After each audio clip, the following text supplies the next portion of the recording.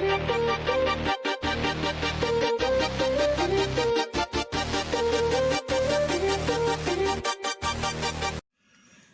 वालेकुम दोस्तों, नजीब्स official YouTube channel में खुशामदीद। दोस्तों, इस वीडियो में हम 10वीं जमात महाराष्ट्र बोर्ड के साइंस 1 का पहला सबक सुखली कशिश का मुताला कर रहे हैं। आज हम सफ़ा नंबर 7, 8 और 9 पर सुखली क़ुव्वत, सुखली इसरा और सुखली इसरा यानी कि जी की कीमत में होने वाली तब्दीली, इन टॉपिक्स को डिस्कस करेंगे। तो आइए वीडियो की शुरुआत करते हैं। सफ़ा नंबर 7 पर ज़मीन की सुखली क़ुव्वत, इस हेडिंग के अंदर अर्थ ग्रेविटेशनल फोर्स, इस हेडिंग के अंदर हमें सुखली क़ुव्वत का कंसेप्ट क्या होता है इसे समझना है। क्या उफ़क़ की उमूदी सिमत ख़त्ते मुस्तक़ीम में फेंके गए पत्थर की रफ्तार यकसा होगी? उफ़क़ की उमूदी सिमत यानी कि अगर ये ज़मीन है और ये आसमान है तो आसमान जो होता है उसे हॉरिजॉन्टल कंसीडर किया जाता है ज़मीन की सतह से। अब उफ़क़ यानी कि आसमान, उफ़क़ की उमूदी सिमत यानी कि इसके ऊपर उमूद, तो ज़मीन पर से एक पत्थर अगर कभी ऊपर फेंका जा रहा है जो कि उफ़क़ की उमूदी सिमत में है, क्या उफ़क़ की उमूदी सिमत ख़त्ते मुस्तक़ीम में फेंके गए पत्थर की रफ्तार यकसा होगी या वो वक्त के साथ तब्दील होती है? किस तरह तब्दील होगी? वो पत्थर मुसलसिल ऊपर क्यों नहीं जाता? कुछ बुलंदी पर पहुंचकर वो वापस नीचे क्यों गिरता है? इसकी सबसे ज़्यादा बुलंदी किस बात पर मुनहसिर है? तो इसका आंसर नीचे ही पैराग्राफ में किया गया है। ज़मीन अपने करीब की तमाम अशिया को सुखली क़ुव्वत से अपनी जानिब कशिश करती है। न्यूटन के लॉ के मुताबिक कायनात में मौजूद हर दो जिस्म के अंदर एक क़ुव्वत कशिश होती है। इस क़ुव्वत कशिश की वजह से ज़मीन के अंदर एक तमाम अजसाम के मुकाबले में सबसे ज़्यादा वाला फोर्स होता है। उसी फोर्स को हम ज़मीन की सुखली क़ुव्वत कहते हैं। तो ज़मीन अपने करीब की तमाम अशिया को सुखली क़ुव्वत से अपनी जानिब कशिश करती है। ज़मीन का मरकज़ कमियत, उसका सेंट्रॉइड, यानी कि अगर हम कोई भी सॉलिड वाली चीज़ लेते हैं तो उसकी कमियत जिस जगह पर आकर कॉन्सेंट्रेट होती है, उस जगह को, उस नुक्ते को, उस सॉलिड का मरकज़ कमियत कहते हैं, सेंट्रॉइड कहते हैं। तो ज़मीन एक सिमेट्रिकल सॉलिड है, स्फीयर है, और इसका जो पूरा मास है, पूरी कमियत, वो स्फीयर के सेंटर पर कॉन्सेंट्रेटेड होती है। इसलिए ज़मीन का मरकज़ कमियत इसके मरकज़ में होता है। इसलिए किसी भी शय पर ज़मीन की सुखली क़ुव्वत ज़मीन के मरकज़ की सिमत होती है। लिहाजा इस क़ुव्वत से शय उफ़क़ की उमूदी सिमत सीधे नीचे गिरती है। मतलब अगर शय यहाँ पर है तो वो उफ़क़ के उमूदी सिमत में इस तरह से ज़मीन के मरकज़ की जानिब गिरेगी। ज़मीन का मरकज़ समवेयर यहाँ पर, मतलब यहाँ पर होगा, तो ज़मीन के मरकज़ की जानिब वो सफ़र तय करेगी और उफ़क़ के उमूदी सिमत में उसकी सिमत होगी। इसी तरह हम जब किसी पत्थर को उफ़क़ की उमूदी सिमत सीधे ऊपर फेंकते हैं तब ये क़ुव्वत इसे नीचे की जानिब कशिश करती है। हम चाहे कितनी भी फोर्स लगाकर, कितनी भी क़ुव्वत लगाकर अगर एक पत्थर ऊपर फेंके तो हमारी जो लगाई गई क़ुव्वत है वो ज़मीन की सुखली क़ुव्वत के मुकाबले में बहुत बहुत कम है। तो जहाँ तक वो ट्रैवल कर सकती है, ऊपर तक वो जाती है और फिर हर पॉइंट पर उसे ज़मीन की सुखली क़ुव्वत नीचे की जानिब खींचने की कोशिश करती है, जिसकी वजह से एक पॉइंट पर जाकर, मतलब उसकी रफ्तार कम होती जाती है, फिर एक पॉइंट पर जाकर वो चीज़ रुक जाती है और फिर ज़मीन की सुखली क़ुव्वत की वजह से वापस नीचे आ जाती है, एग्जैक्टली सेम डायरेक्शन में, टुवर्ड्स द सेंटर। तब ये क़ुव्वत इसे नीचे की जानिब कशिश करती है और इसकी रफ्तार कम करती है। मुसलसिल अमल करने वाली इस क़ुव्वत की वजह से कुछ वक्फे के बाद रफ्तार सिफर हो जाती है और इसी क़ुव्वत के नतीजे में पत्थर नीचे ज़मीन की के मरकज की जानिब आने लगता है। तो इसी बात को एक्सप्लेन किया गया है। ये क्यों होता है? ये जमीन की सुकली कुव्वत की वजह से होता है। तो ये था हमारा पहला पॉइंट, जमीन की सुकली कुव्वत। इसके नीचे न्यूमेरिकल्स दिए गए हैं जो कि हमने पिछली वीडियो में कवर किए हैं। ये दोनों न्यूमेरिकल्स, इसे हम अगली वीडियो में कवर करेंगे इंशाल्लाह। सफा नंबर 6 के न्यूमेरिकल्स हमने पिछली वीडियो में कवर किए थे। ये सफा नंबर 7 के न्यूमेरिकल्स इंशाल्लाह अगली वीडियो में कवर किए जाएंगे। अब यहां पर आइए दिमाग पर जोर दे, एक सवाल पूछा जा रहा है। न्यूटन के कानून के मुताबिक हर एक शय दूसरी हर शय को कशिश करती है, यानी जमीन सेब को अपनी जानिब खींचती है। इसी तरह सेब भी जमीन को इतनी ही कुव्वत से अपनी जानिब खींचता है। फिर सेब जमीन पर क्यों गिरता है? जमीन सेब की जानिब क्यों नहीं जाती? ना, यहाँ पर इस सवाल का जवाब एकदम सिंपल है। अगर हम बोल रहे हैं कि दोनों के दरमियान यकसा कुव्वत है, दोनों एक दूसरे को यकसा कुव्वत से खींच रहे हैं, अगर कुव्वत यकसा है लेकिन इन दोनों की कमियतें यानी कि मास दोनों अलग अलग है, सेब की कमियत जमीन की कमियत के मुकाबले में बहुत कम है और जमीन की कमियत सेब की कमियत के मुकाबले में बहुत ज्यादा है, तो इसकी वजह से इनके जमीन के जिस्म में और सेब के जिस्म में जो असरा पैदा होगा वो सेम नहीं होगा। जिस जिस्म की कमियत छोटी है उसका इसरा ज्यादा रहेगा और जिस जिस्म की कमियत ज्यादा है उसका इसरा कम रहेगा। तो जमीन और सेब इन दोनों का अगर मुकाबला करते हैं हम, तो कुव्वत की वजह से जमीन के अंदर जो इसरा पैदा होता है वो नाकाबिले मतलब उसको नजरअंदाज किया जा सकता है, उसकी वैल्यू 0 से बहुत बहुत नजदीक होगी। और इसी तरह सेब में अगर जो इसरा पैदा हो रहा है तो वो वैल्यू 0 से नजदीक नहीं होगी, नाकाबिले मतलब नजरअंदाज करने के काबिल नहीं होगी। तो इसी वजह से सेब जमीन की तरफ जाएगा, ना कि जमीन सेब की तरफ जाएगी। नीचे दिया गया है, जमीन की सुकली कुव्वत की वजह से चांद जमीन के अतराफ गर्दिश करता है। जमीन के अतराफ गर्दिश करने वाले मसनूई सैयारे पर यही अमल होता है। चांद और मसनूई सैयारे जमीन के अतराफ गर्दिश करते हैं। इनको जमीन अपनी जानिब कशिश करती है लेकिन वो सेब की तरह जमीन पर नहीं गिरते। ऐसा क्यों होता है? चांद और मसनूई सैयारों की अपनी अपने मदार में इनकी रफ्तार की वजह से ऐसा होता है। अगर ये रफ्तार ना होती तो वो जमीन पर गिर गए होते। चांद और जमीन में ऑब्वियसली ग्रेविटेशनल का फोर्स है, तो जमीन की सुकली कुव्वत की वजह से चांद जमीन की जानिब आना चाहिए, लेकिन ऐसा नहीं होता है। क्यों? क्योंकि चांद की अपनी एक रफ्तार होती है और उस रफ्तार के साथ वो मदार में घूम रहा होता है। अगर चांद में ये रफ्तार ना होती थी तो ये चांद भी जमीन के ऊपर गिर गया होता।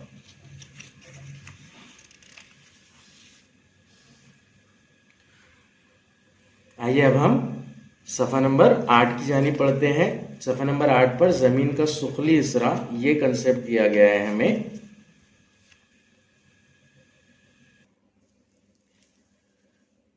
जमीन का सुखली इसरा, जमीन के करीब की तमाम अशिया पर सुखली कुव्वत का असर होता है। न्यूटन के दूसरे कानून के मुताबिक किसी शय पर अमल करने वाली कुव्वत से इस शय में इसरा पैदा होता है। इसको जमीन का सुखली इसरा कहते हैं। जहां पर भी कुव्वत होगी, जिसी भी जिस्म पर कुव्वत लग रही होगी, उस कुव्वत के लगने की वजह से जिस्म के ऊपर इसरा पैदा होता है। यही एक न्यूटन का पॉपुलर कानून है। तो इस कानून के मुताबिक जमीन क्या करती है, उसके ऊपर मौजूद तमाम अशिया पर सुखली कुव्वत को एक्सर्ट करती है। तो इस सुखली कुव्वत की वजह से जमीन पर मौजूद तमाम अजसाम में एक इसरा पैदा होता है। इसी इसरा को जमीन का सुखली इसरा कहते हैं। इसे स्मॉल जी हुर्फ से जाहिर करते हैं। इसरा एक सिमती मिकदार है। नाउ तबई मिकदारें दो किस्म की होती है, एक सिमती मिकदार होती है और एक गैर सिमती मिकदार होती है।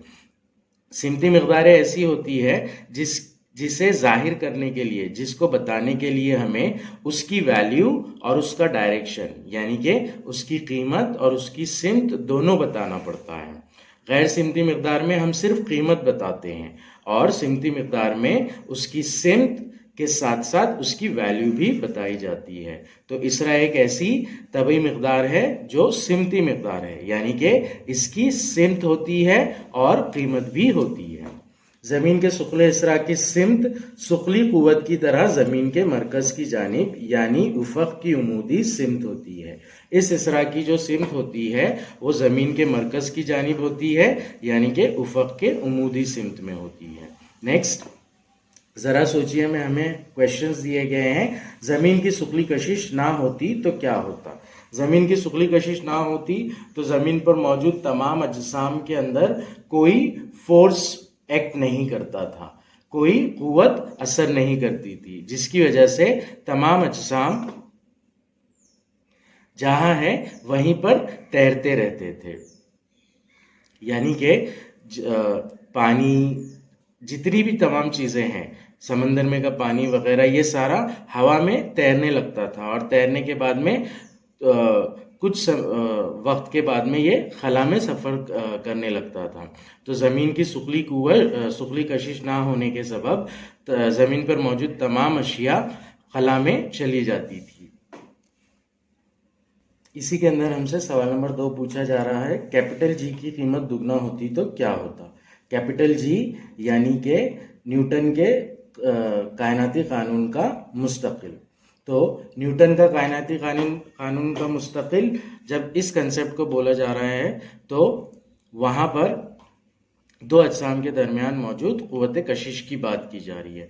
अगर जी की वैल्यू डबल हो जाती है, दुगनी हो जाती है, तो जमीन के कोई भी दो अजसाम है उनके अंदर मौजूद जो कुव्वत कशिश है वो भी दुगनी हो जाएगी। इसका असर डायरेक्टली जमीन के ऊपर पड़ेगा। जमीन की जो सुखली कुव्वत रहेगी वो भी दुगनी हो जाएगी। तो कैपिटल जी की कीमत दुगनी होने की वजह से दो अजसाम के दरमियान मौजूद कशिश सुखल की कुव्वत की कीमत भी दुगनी हो जाएगी और साथ ही जमीन की कशिश सुखल यानी कि सुखली कुव्वत की कीमत भी दुगनी हो जाएगी।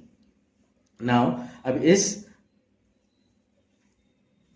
फार्मूले से यानी कि न्यूटन के कशिश सुखल के कायनाती कानून के जरिए स्मॉल जी की वैल्यू को डिटरमाइन किया गया है, निकाला गया है। कैसे निकाला गया है हम देखेंगे। सतह जमीन पर स्मॉल जी की कीमत न्यूटन के कानून के मुताबिक जमीन के मरकज से आर फासले पर स्मॉल एम कमियत वाले जिस्म पर कुव्वत सुक्ल कैपिटल एफ और इस जिस्म का इसरा जी नीचे दिए गए तरीके से मालूम कर सकते हैं।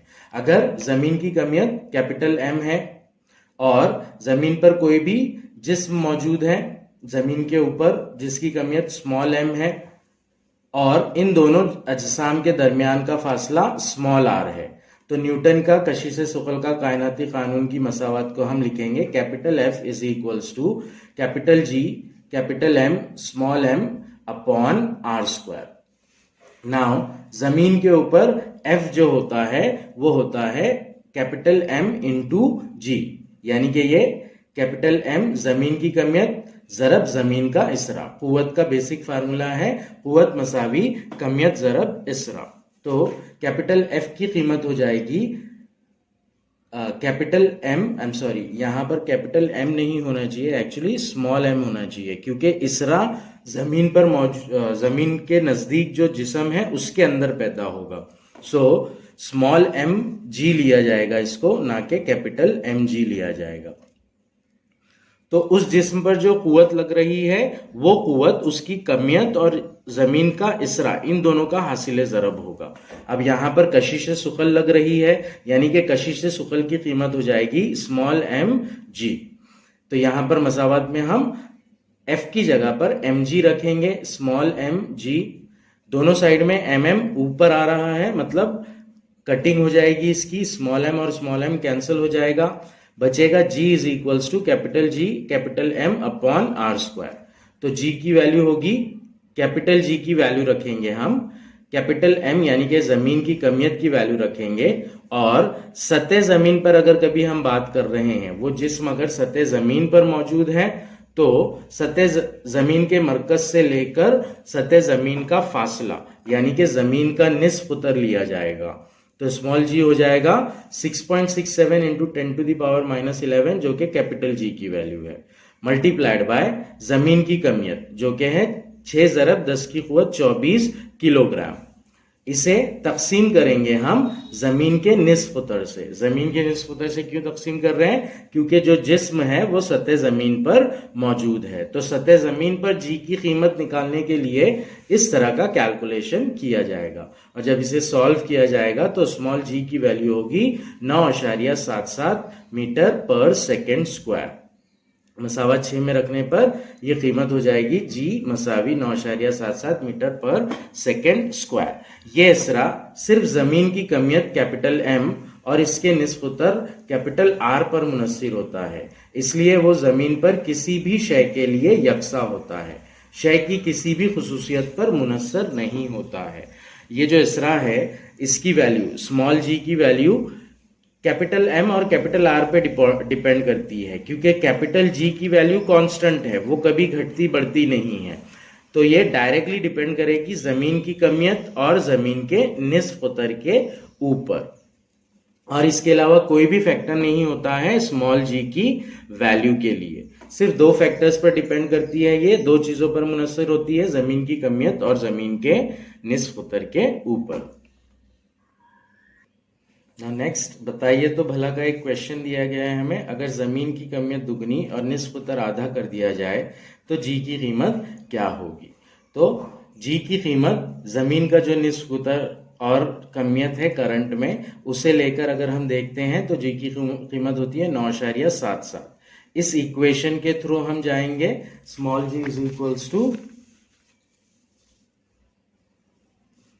जी m upon are square.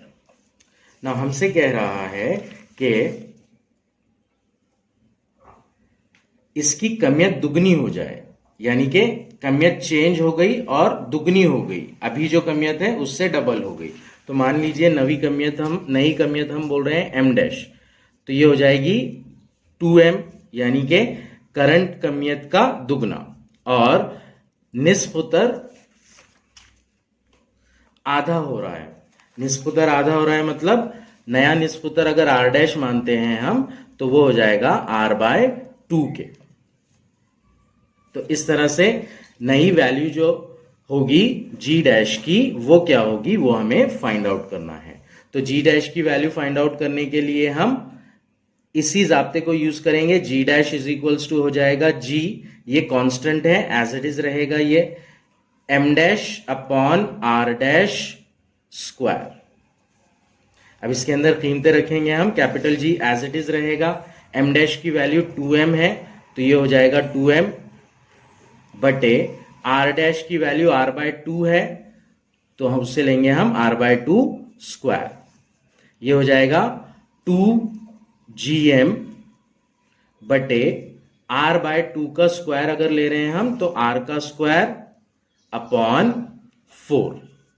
Now इस इक्वेशन को शुमार कुनिंदा एज इट इज रखेंगे हम, 2gm नसब नुमा के अंदर एक कसर है r की दूसरी बटे 4, इसे जरब में लेंगे हम नसब शुमार कुनिंदा के यानी कि 2gm के, तो जरब में लेने पर वो उल्टी हो जाएगी यानी कि उसका माकूस हो जाएगा। तो ये हो जाएगा 4 बटे r की दूसरी, जरब में आएगा तो माकूस हो जाएगा 4 बटे r की दूसरी, इसलिए g डैश हो जाएगा 4 × 2 यानी कि 8 gm बटे r की दूसरी। अब अगर हम कभी gm के स्मॉल g की वैल्यू देखते हैं तो वो है gm बटे r की दूसरी, यानी कि ये पूरा टर्म है स्मॉल g, तो g डैश की वैल्यू हो जाएगी 8g, यानी कि नई सुखली इसरा की कीमत करंट सुखली इसरा की कीमत के 8 गुना हो जाएगी, 9.77 का 8 गुना हो जाएगी। तो जमीन की कमियत दुगना करने पर दुगना और निस्फ उत्तर आधा करने पर जमीन का सुखली हिस्सा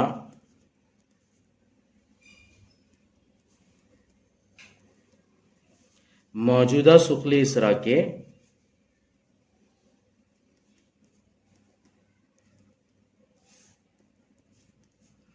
8 गुना हो जाएगा।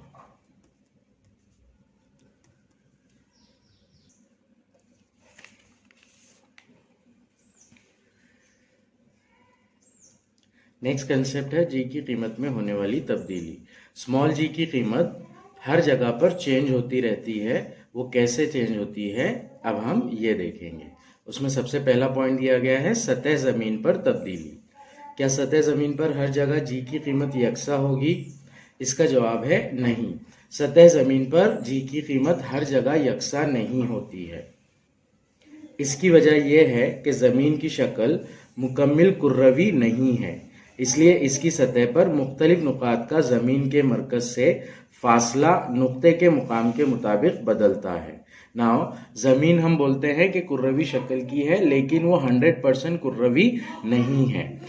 जो नॉर्थ पोल और साउथ पोल होते हैं, कुतुब शुमाली और कुतुब जुनूबी, वहां पर जमीन थोड़ी सी चपटी होती है। तो इसकी कॉमन एग्जाम्पल है संतरा, जैसे ऊपर से और नीचे से चपटा होता है, एग्जैक्ट उसी शक्ल में जमीन भी ऊपर से और नीचे से चपटी होती है। तो जमीन की एग्जैक्ट शक्ल ऐसे है, जो कुतुबैन पर चपटी हो जाती है। जमीन अपने महवर के गिर्द घूमने की वजह से कुतुबैन के करीब इसकी शक्ल सपाट है और इस्तिवाई इलाका उभरा हुआ है। इसे हम शक्ल से समझेंगे अच्छे तरीके से। मान लीजिए परफेक्ट कुर्रवी शक्ल कुछ इस तरह से है।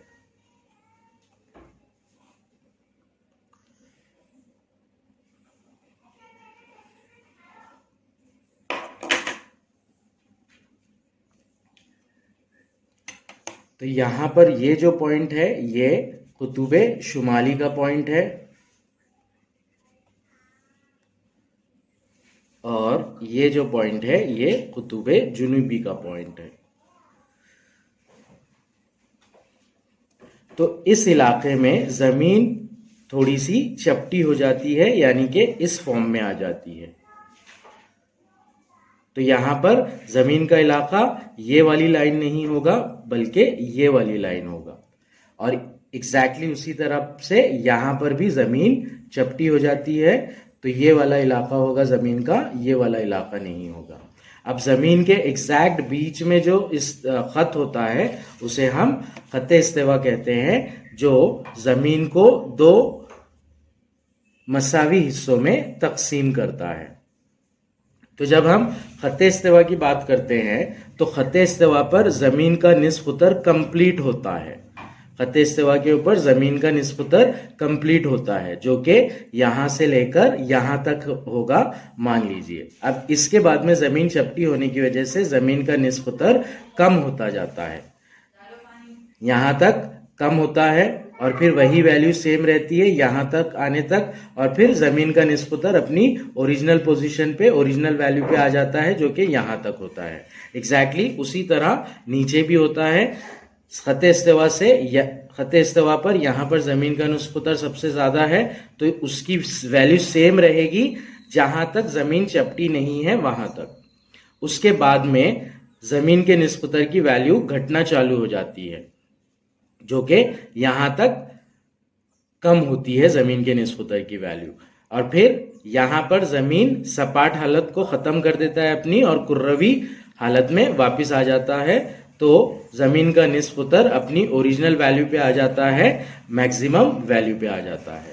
तो यही कहा गया है इस पॉइंट में हमें।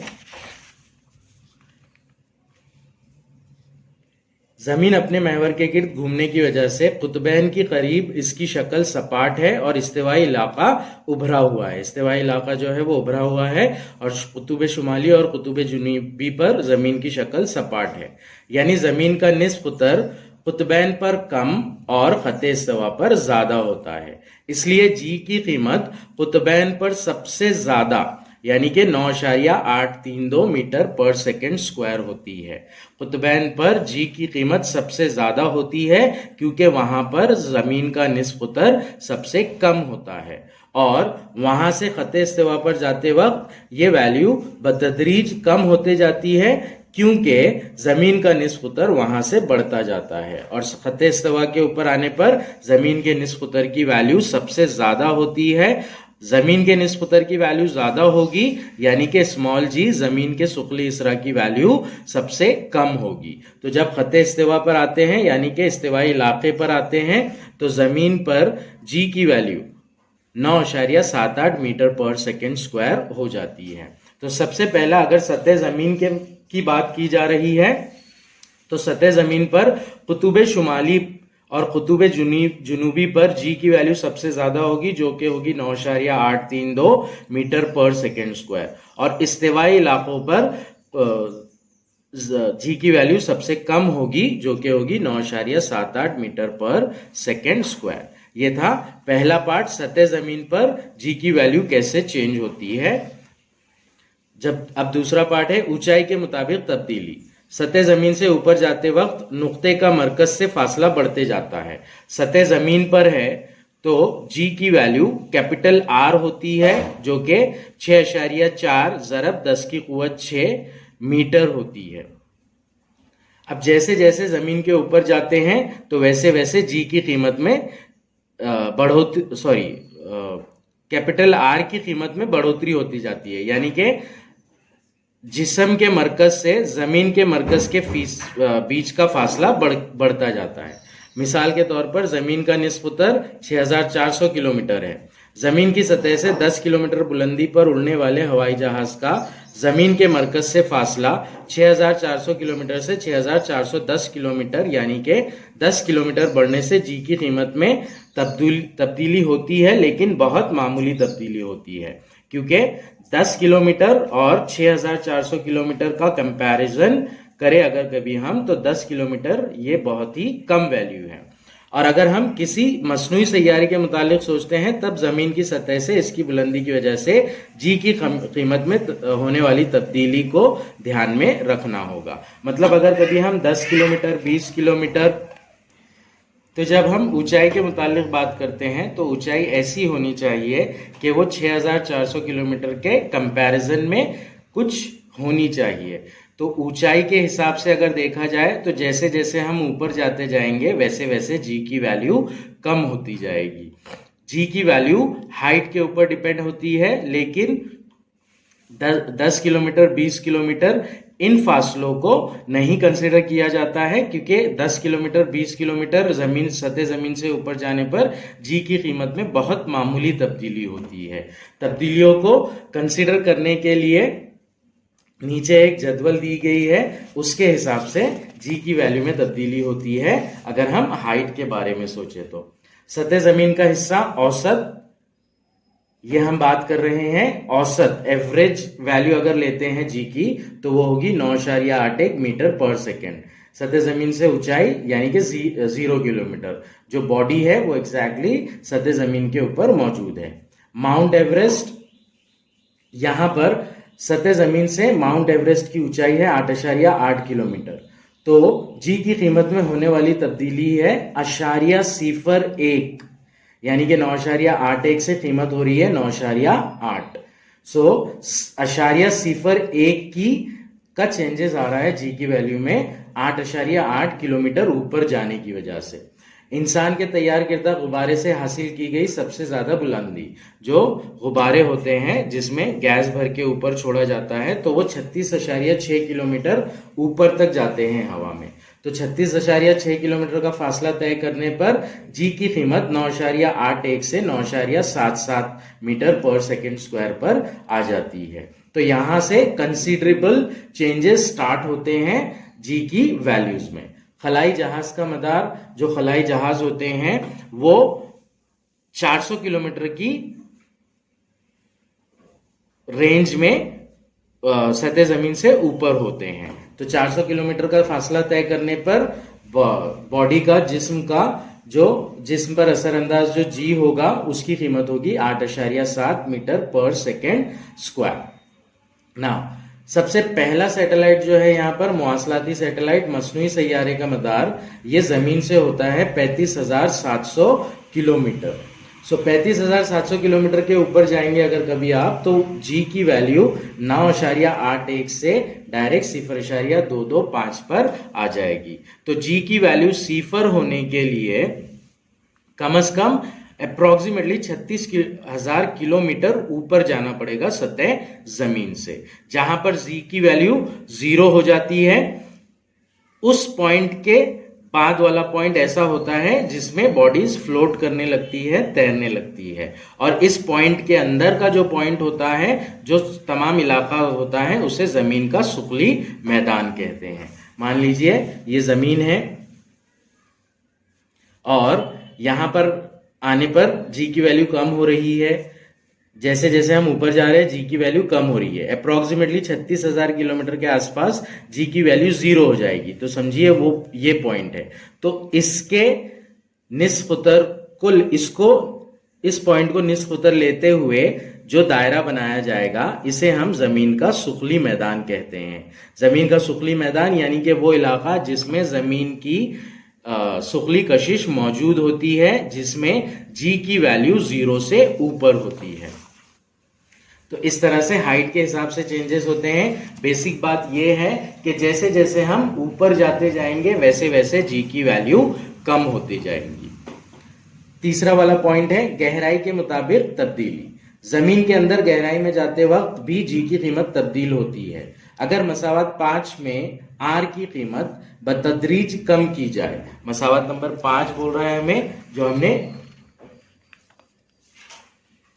जी की वैल्यू निकाली जिसमें small g is equals to capital G capital M upon small r square. तो यहां पर अगर जी की वैल्यू कम हो गई, सॉरी आर की वैल्यू कम हो गई, यानी कि जमीन के अंदर जब जा रहे हैं हम, तो जी की कीमत बढ़ना चाहिए। अब हम बोल रहे हैं कि हाइट पर जाने पर जी की कीमत कम होती है, तो गहराई में जाने पर जी की कीमत बढ़नी चाहिए। ये एक कॉमन कंसेप्ट होगा, लेकिन ऐसा नहीं है।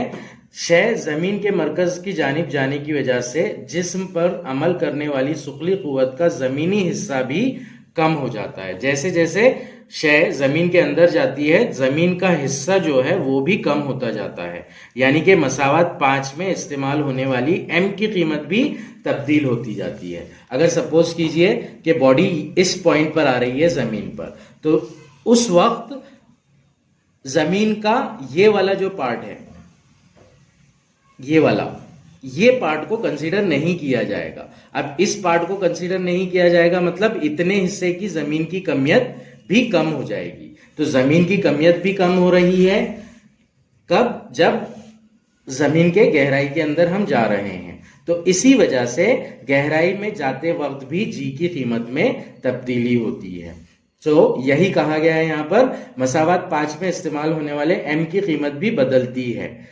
इनके एक साथ असर से जमीन के अंदर गहराई में जाते वक्त गहराई के मुताबिक जी की कीमत में कमी वाक़ई होती जाती है। यह है तीसरा पॉइंट, गहराई के मुताबिक तब्दीली। नाउ नेक्स्ट थिंग, जरा सोचिए कि क्वेश्चंस है हमारे पास। जमीन के अंदर गहराई में जाते वक्त क्या सुखली कुव्वत की सिमत में कुछ फर्क आएगा? जमीन के अंदर गहराई में जाते वक्त सुखली कुव्वत की सिमत में कोई फर्क नहीं आएगा। जमीन के ऊपर, सतह जमीन पर या फिर जमीन के अंदर कोई भी पॉइंट अगर हम कंसीडर करते हैं तो सुखली कुव्वत की सिमत मरकज की जानिब ही होगी। जमीन के मरकज पर जी की कीमत कितनी होगी? जमीन के मरकज पर जी की कीमत 0 होती है। ये खास तौर से हमें याद रखना है। ऐसा क्यों होता है? क्योंकि जैसे यहां पर हम कहा गया, इस पॉइंट पर अगर आ रहे हैं हम तो उससे बाकी का हिस्सा जमीन का छोड़ देंगे और ये अंदर वाले पार्ट की कमियत को कंसीडर करेंगे। अगर इस पार्ट पर जा रहे हैं हम तो सिर्फ इतना पार्ट कंसीडर करेंगे और उसकी कमियत को कंसीडर करेंगे। तो अगर हम जमीन के मरकज पर चले जाएंगे तो वो एक ऐसा पॉइंट होगा जहां पर एम की वैल्यू यानी कि जमीन की कमियत 0 हो जाएगी। अब जमीन की कमियत 0 हो गई तो स्मॉल जी की वैल्यू जो कि है capital G into M upon are square, तो capital G into M, m की वैल्यू सिफर हो गई तो ये पूरा टर्म सिफर हो जाएगा, अपॉन का टर्म है आर स्क्वायर, नसब नुमा सिफर होने की वजह से पूरी कसर सिफर हो जाएगी, यानी कि जी की वैल्यू भी सिफर हो जाएगी। तो बेसिक कंक्लूजन ये है कि जमीन के मरकज पर जी की कीमत सिफर होती है। नीचे एक पॉइंट दिया गया है, इसे डिस्कस कर लेंगे हम। हर एक सैयारचे की कमियत और निस्फ उतर अलग अलग होते हैं। कोई भी सैयारा और उसके गिर्द दायरवी मदार में हरकत करने वाले सैयारचे की कमियत और निस्फ उतर दोनों ही अलग होता है, और मसावत 6 के मुताबिक हर एक की सतह पर जी की कीमत भी मुख्तलिफ होती है।